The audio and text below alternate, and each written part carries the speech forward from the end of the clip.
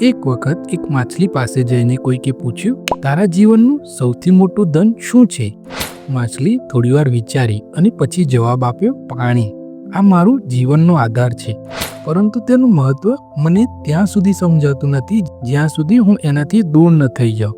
આ સાંભળીને તે વ્યક્તિ હસ્યો અને બોલ્યો, તારી વાત સાચી છે. આપણે ઘણી વખત આપણા જીવનમાં તે વસ્તુઓની કદર નથી કરતા જે સહજ રીતે મળે છે, પરંતુ જેમ જે વસ્તુઓ છીનવાઈ જાય છે અથવા તેથી દૂર થઈએ છીએ ત્યારે તેની સાચી કિંમત સમજાય છે. ઓશોએ આ કહાની સંભળાવતા કર્યું, માનવી પણ આ જ રીતે જીવનના નાના નાના સુખો અને અમૂલ્ય ક્ષણોને ત્યાં સુધી અવગણે છે જ્યાં સુધી તે ખોવાઈ ન જાય.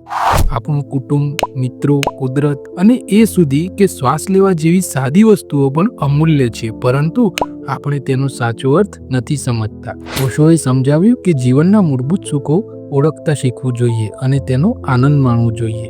તો મિત્રો, આ વાર્તા આપણને શીખવે છે કે જીવનના નાના નાના સુખોને મહત્વ આપો, કારણ કે આ જ આપણા જીવનને આનંદમય અને અર્થપૂર્ણ બનાવે છે. તો મિત્રો, વિડીયો સારું લાગે તો લાઈક કરજો, ચેનલને સબસ્ક્રાઇબ કરજો. મળીશું બીજા વિડીયોમાં. જય હિન્દ, જય ભારત, જય જય ગરવી ગુજરાત.